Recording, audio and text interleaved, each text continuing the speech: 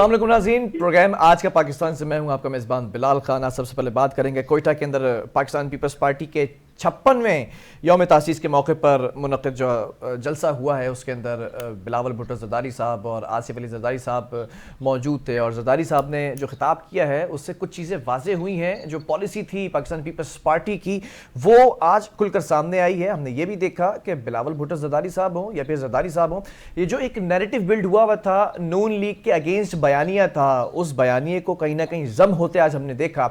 और ऐसा लगता है कि बिलावल भुट्टो ज़रदारी साहब का एक नैरेटिव जो चलता नजर आ रहा था, जो पिछले जलसों के अंदर जो बातें की गई थी वो तमाम चीज़ें आज तब्दील होती नजर आई। माजी के अंदर ज़रा करीब माजी करीब में ले जाना चाहूँ तो कुछ चपकलिश भी देखी गई थी ज़रदारी साहब और बिलावल भुट्टो ज़रदारी में। उसके बाद हम देखते हैं कि जो है वो दुबई जाते हैं, उसके बाद वापस आते हैं। वापसी से पहले एक सोशल मीडिया पर फैमिली का ग्रुप फोटो जो है वो अपलोड होता है। ये कहा जाता है कि चपकलिश ऐसी कोई नहीं है। फिर उसके बाद ये कि कराची वापस आए, फिर जलसे से खिताब किया, ये तमाम चीज़ें वाज़े हुई। लेकिन एक चीज़ सामने आई कि पाकिस्तान पीपल्स पार्टी ने ये कहा कि बलूचिस्तान जो है वो पाकिस्तान का दिल है और इस दिल को नज़रअंदाज करने वाले जो इस्लामाबाद की तरफ नज़रें थी, नाम भी लिया इस्लामाबाद को, कोट किया कि वो नज़रअंदाज करते हैं, हमने कभी नज़रअंदाज नहीं किया। इस टॉपिक को आज लेकर चलेंगे, इसको ज़ेर बहस लेकर आएंगे। लेकिन एमक्यू पाकिस्तान ने 18वीं तरमीम से रिलेटेड कुछ तजावीज़, कुछ मुसव्वदा तैयार किया है, वो क्या है उस पर भी बात करेंगे। और फिर फारूक सत्तार साहब ने कहा था कि 26वीं अगर तरमीम होती है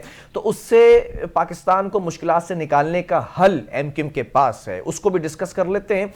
और नून लीग आज के कोयटा में होने वाले इस जलसे को कैसा देखते हैं, क्योंकि अभी कुछ ही रोज़ कबल हमने देखा था कि नून लीग ने कोयटा के अंदर मुशावरती अमल को शुरू किया था और 30 से ज़ायद शख्सियात जो पाकिस्तान पीपल्स पार्टी की तरफ जिनका झुकाव था वो नून लीग की तरफ जाती नजर आई, शमूलियत इख्तियार करती नजर आई। ये तमाम चीज़ें हैं कि 8 फरवरी 2024 को जो इलेक्शन होने जा रहे हैं उसमें क्या होने जा रहा है। इत्तेहाद तो उभरता नजर आ रहा है इलेक्शन से पहले, लेकिन उस इत्तेहाद की हैसियत या फिर उस इत्तेहाद की सदाकत क्या है, उस तमाम सिनेरियो के ऊपर बात कर लेते हैं। हमारे साथ बड़ा अच्छा हमारा पैनल मौजूद है। शबीर कायम खानी साहब हैं एमक्यू पाकिस्तान से, अखुनज़ादा चटान साहब हैं पाकिस्तान पीपल्स पार्टी से और यासीन आज़ाद साहब हैं हमारे साथ पाकिस्तान मुस्लिम लीग नून से।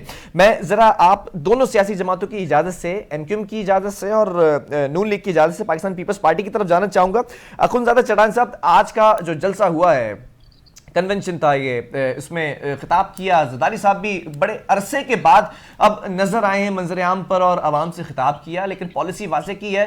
ये बताया कि बलूचिस्तान को हम दिल समझते हैं, हमें नजर आता है कि पाकिस्तान का ये दिल है, लेकिन इस्लामाबाद की तरफ निगाहें थी, कहा कि नजरअंदाज किया। किसको कहना चाह रहे थे ज़रदारी साहब के बलूचिस्तान को नजरअंदाज किया और क्यों किया, जरा वजाहत करेंगे आप इस नैरेटिव की?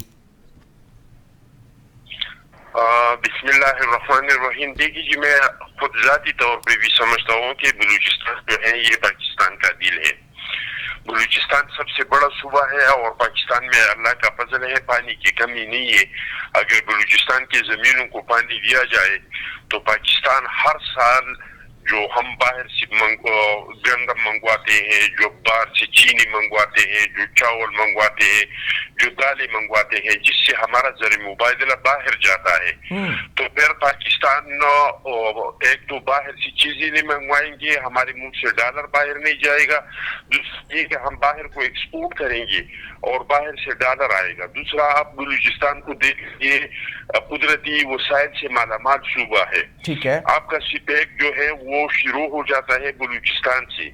आपका सीपैक गवादर के बगैर, बलूचिस्तान के बगैर मुकम्मल नहीं है। तो मैं समझता हूँ कि बलूचिस्तान हकीकत में पाकिस्तान का दिल है। अगर इसकी तरफ तवज्जो दिया गया, और पाकिस्तान पीपल्स पार्टी के अलावा इस सूबे को किसी ने तवज्जो नहीं दिया। जरदारी साहब पर जिन्होंने रियासत की तरफ से बलोचों के साथ जो जुल्म हुए थे, इन पे माफी मांगी, आगाजी हुकूक बलूचिस्तान किया, क्योंकि पाकिस्तान पीपल्स पार्टी ये एहसासी महरूमी की शिकार कौमों के, ये एहसासी महरूमी की शिकार तबकात की पार्टी है। पाकिस्तान पीपल्स पार्टी ने इस मुल्क में हमेशा से एहसासी महरूमी के शिकार जो छोटी सूबे है, कौम है, चाहे वो गिलगित बल्तिस्तान है, कश्मीर है, पाटा है, पुख्तनख्वा है या बलूचिस्तान है, इसके लिए आवाज उठाया, खवातीन के लिए आवाज उठाया, खेतों के लिए आवाज उठाया। तो पाकिस्तान पीपल्स पार्टी ने हमेशा बलूचिस्तान के लिए आवाज उठाया है और आवाज जो है इसके लिए हम उठाते रहेंगे। ठीक है। और यही वजह है कि जब हमारा हुकूमत आया तो बलूचिस्तान जो था वहां पे तराना बजाना बंद हो गया था, लेकिन पाकिस्तान पीपल्स पार्टी की हुकूमत आने के बाद, आगाज़ी हुकूक बलूचिस्तान करने के बाद वहां पे तराना बजाना शुरू हुआ। ठीक है अखुज़ साहब, जरा सा तवक्कुफ रखिएगा, मैं चाहता हूं कंक्लूडिंग रिमार्क्स तमाम सियासी जमातों के यहाँ शामिल कर लूं। शबीर कानी साहब, इस वक्त पीपल्स पार्टी बलूचिस्तान के अंदर भी जो है वो झंडे गाड़ने में कामयाब होती नजर आ रही है। अगर मैं सिर्फ सिंध की बात कर लूं या फिर कराची को अगर बेस कर लें तो आप लोगों के पास इस वक्त सुनहरा मौका है। यासीन आजाद साहब भी मौजूद है नून लीग से, आप लोगों ने प्री जो है वो इलेक्शन अलायंस कर लिया है। इस अलायंस का फायदा क्या आपको होता नजर आ रहा है, खास तौर पे इस जलसे के बाद?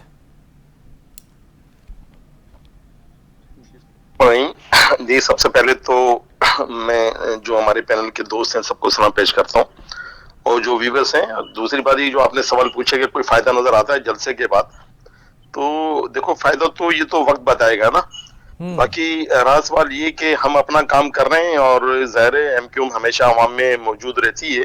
ठीक है। और अब भी अवाम में मौजूद रहकर जो भी हमारा पैगाम हम देना चाह रहे हैं, और इस वक्त ज़ाहिर पता आपको इलेक्शन की गहमा गहमी है, ऐसा कोई शेड्यूल तो नहीं आया, लेकिन बहरहाल अनाउंसमेंट है 8 फरवरी की, तो अभी मेरे ख्याल मुश्किल से कोई 2 माह कुछ दिन रह गए हैं। तो अभी से ही मैं समझता हूँ शायद इस वक्त कराची में अगर कोई पार्टी है इस वक्त मैदान अमल में तो वो एमक्यूएम ही है। कि वो जो एमक्यूएम जलसे भी कर रही है, आवाम से अपना एक राब्ता कर रही है। और आपने अगर बात की पाकिस्तान पीपल्स पार्टी की, तो देखो इस तमाम सर ये सारी जो चीजें हैं ये उसका एक रिएक्शन है कि पाकिस्तान पीपल्स पार्टी 15 साल से पाकिस्तान पीपल्स पार्टी ने हुकूमत की सिंध पर, लेकिन बदकिस्मती से अवाम के मसाइल बजाय हल होने के उसमें इजाफा ही हुआ है। चाहे उस सिंध के शहरी इलाके हों, चाहे उस सिंध के देही इलाके हों, तो बेरोजगारी इतनी बढ़ गई है। खसूसन कराची में जो पढ़े लिखे नौजवान हैं वो बेरोजगारी है। कराची में पाकिस्तान पीपल्स पार्टी ने कोई 5 लाख से ज्यादा जॉब्स दी हैं इन 15 सालों में, नौकरियां बांटी हैं, लेकिन बदकिस्मती से इन्होंने शहरियों को नजरअंदाज किया। तो यही वजह रिएक्शन के तौर पर लोग आ रहे हैं। अब वो एमक्यूएम के साथ लोग पहले भी तो, अब मजीद लोग एमक्यूएम के साथ जुड़ रहे हैं। दूसरी बात ये कि एमक्यूएम का फिर ये पीएसपी का मर्जर हुआ, ओआरसी जो फारूक सत्तार सब अलग हो गए थे, नाराज हो गए थे, तो अभी सब लोग साथ हो गए हैं। तो वैसे भी जाहिर है लोग जो साइकोलॉजिकल भी एक इम्पैक्ट आता है कि शबीर साहब आपके जुमले पर मुझे वो बात याद आ गई, बड़ी देर कर दी मेहरबा, आते आते देर आए दुरुस्त आयत। सही ऐसा ही है।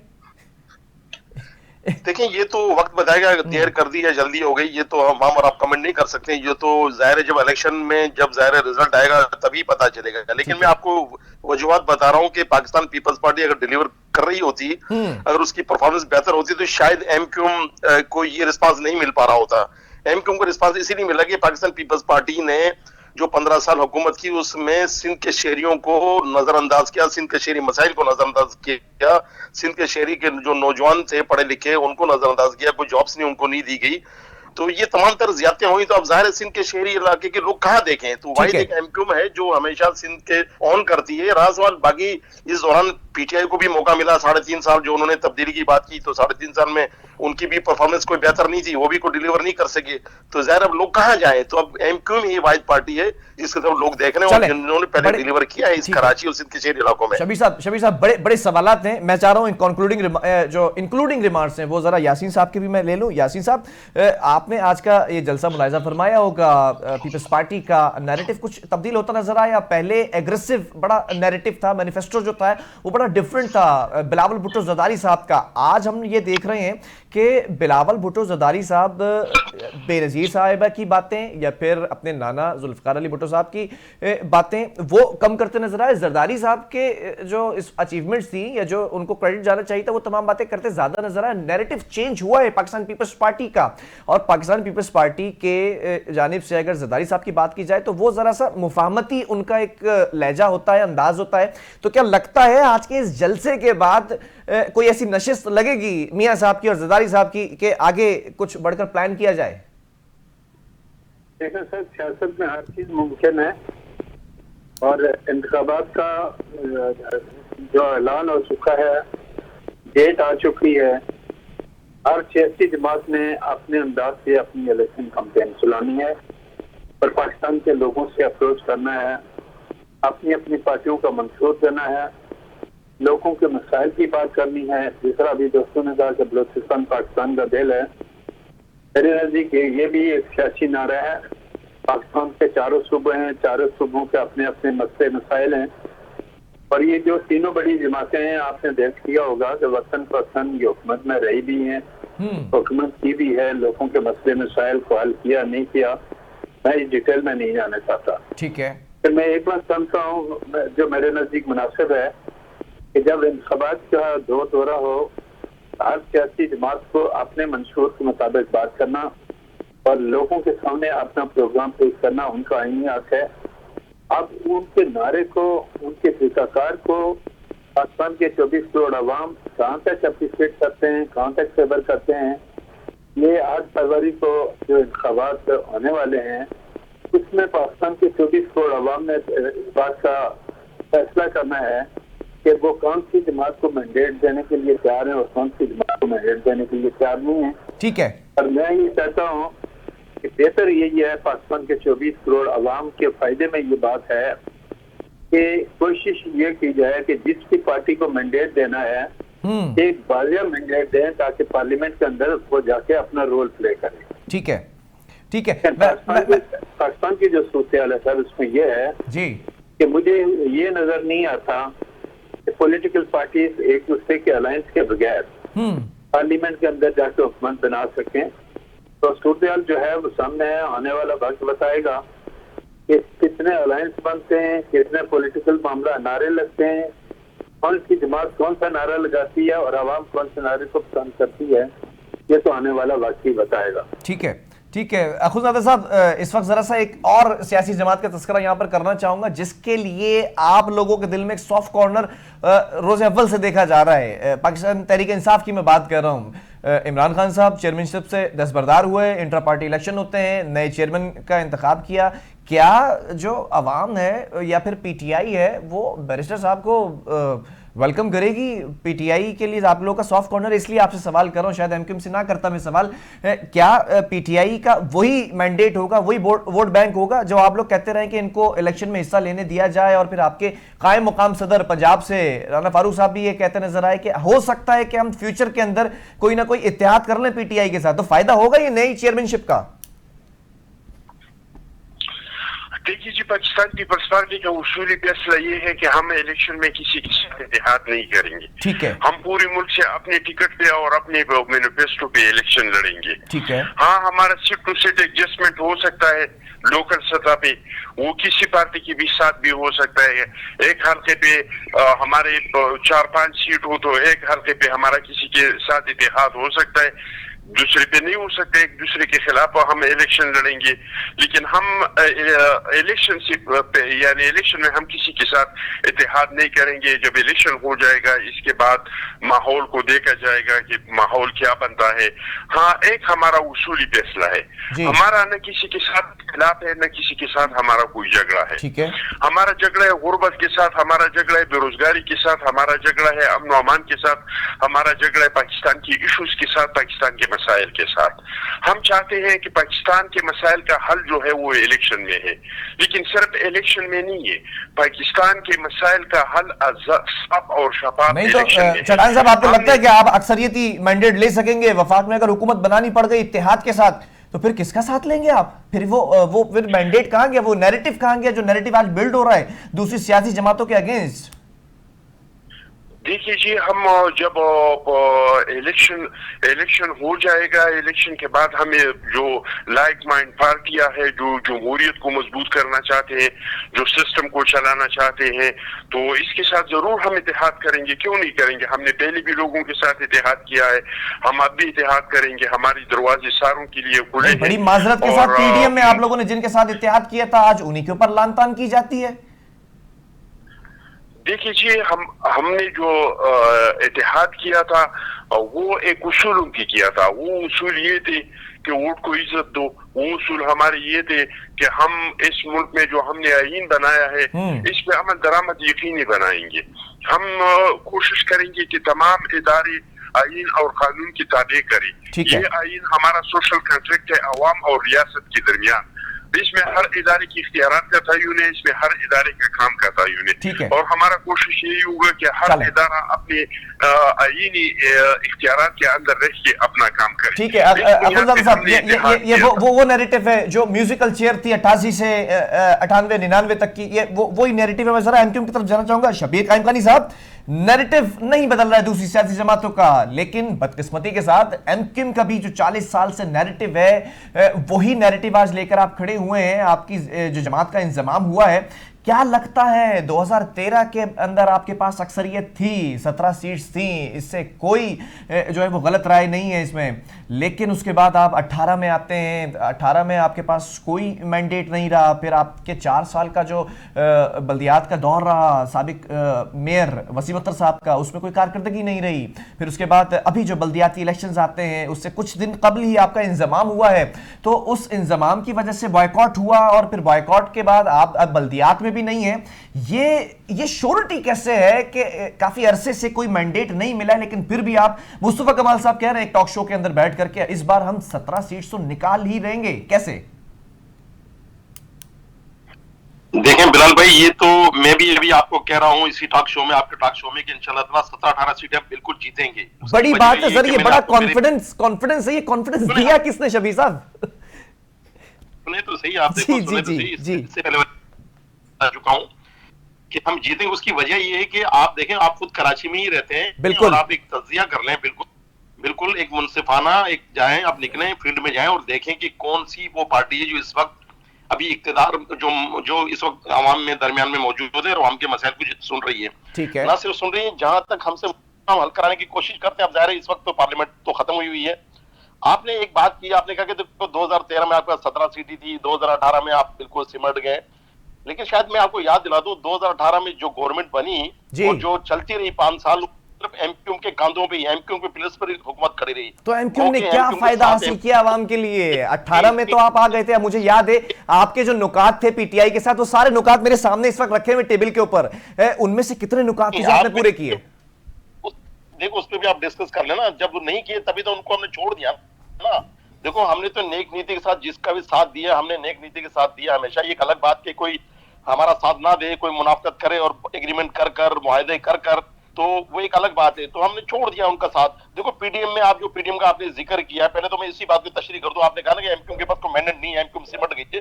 देखो, एमक्यूएम 7 सीटें होने के बावजूद भी एमक्यूएम के अल्लाह ताला ने वो हैसियत बनाई, कि वो अहमियत बनाई कि उन 7 एमएनएस के ऊपर एमक्यूएम की हुकूमत खड़ी रही। अच्छा, पीडीएम वाले एमक्यूएम के पास चल कर आए, एमक्यूएम उनके पास चलकर नहीं गई। चलो, हमने उनका साथ दिया, एक एग्रीमेंट किया हमने, जो हमारे मसाइल, अवामी मसाइल थे, वो हमने बाकायदा एग्रीमेंट के साथ उनसे एग्रीमेंट किया। पाकिस्तान पीपल्स पार्टी जो कि भाई हुकूमत यहाँ में मौजूद थी, उसमें मौलाना फजल रहमान साहब जो जेयूआई के सरबराह हैं, शहबाज शरीफ साहब, उनके दस्तखत हैं। अब पाकिस्तान पीपल्स पार्टी ने अगर बेवफाई की या वो उस पर अमल दरामद नहीं किया, तो यही तो वजह है हमारी नाराजगी की पाकिस्तान पीपल्स पार्टी से। और कौन सी पाकिस्तान पीपल्स हमारी नाराजगी कि उन्होंने जो भी वादे किए, वो जो किए उस पर पूरा नहीं किया, पूरा अमल नहीं किया।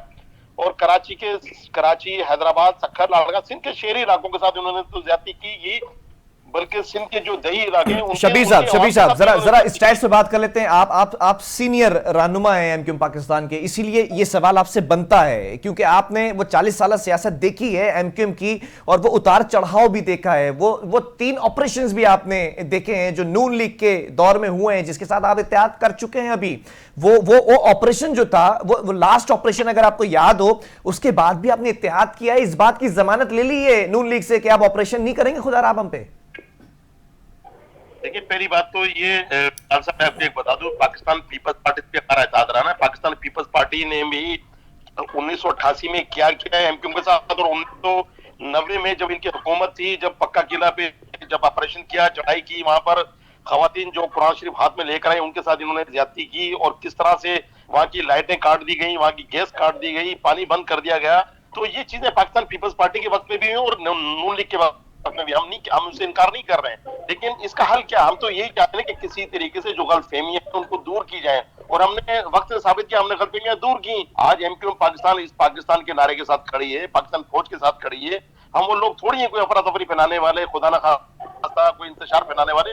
हम इस मुल्क में रहते हुए इस मुल्क के वफादार हैं, तो बल्कि उन लोगों के हमने मुखालफत दी है जो लोग बाहर बैठकर तरगीब करते हैं कि बदमनी बनाने की कोशिश करते हैं। हमारी लड़ाई तो उनके साथ है, हमने तो अपनों से लड़ाई की इस मसले के लिए। तो ठीक ये है, तो अभी पाकिस्तानियों को सोचना चाहिए, पाकिस्तान के लोगों को सोचना चाहिए कि एमक्यू पाकिस्तान जो इस वक्त पाकिस्तान के नारे के साथ खड़ी है, पाकिस्तान फौज के साथ खड़ी है, तो हमारा साथ देना चाहिए। और हम खुदा ना खास्ता यकीन करें कि आप देखेंगे जब भी मुल्क में खुदा ना खास्ता कभी भी परेशानी आई तो एमक्यू में तो मुल्क से इन परेशानियों से एमक्यू निकालने में एमक्यू ने अपना किरदार अदा किया और इंशाल्लाह ताला करती रहेगी एमक्यू अपना किरदार। मैं जरा ब्रेक की कॉल दी जा रही है मुझे, लेकिन मैं यासीन साहब का भी जो है वो इस पर काउंटर कमेंट ले लेता हूं। यासीन साहब, आपने हमेशा एमक्यूएम के साथ, हमने देखा एमक्यूएम ने आपके साथ एक हुकूमत का हिस्सा रहे हैं, ये कोई नई बात नहीं है जो आप लोगों ने इत्तेहाद किया है। ये नाक़िदीन की राय हो सकती है कि एमक्यूएम ने पहली दफा इलेक्शन से पहले किसी के साथ इत्तेहाद किया है। एमक्यूएम ये अगर बेहतर समझती है तो शायद ये वक्त बता देगा 8 फरवरी को, लेकिन आप लोग क्या समझते हैं यासीन साहब?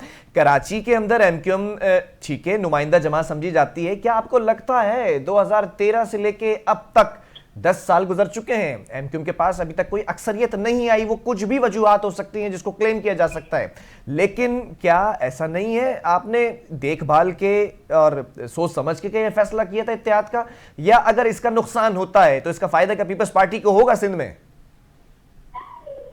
जैसे सर पार्टी के जो आला क़यादत है वो वक्तन फक्तन वक्त के हिसाब से अपने फैसले खुद करती है।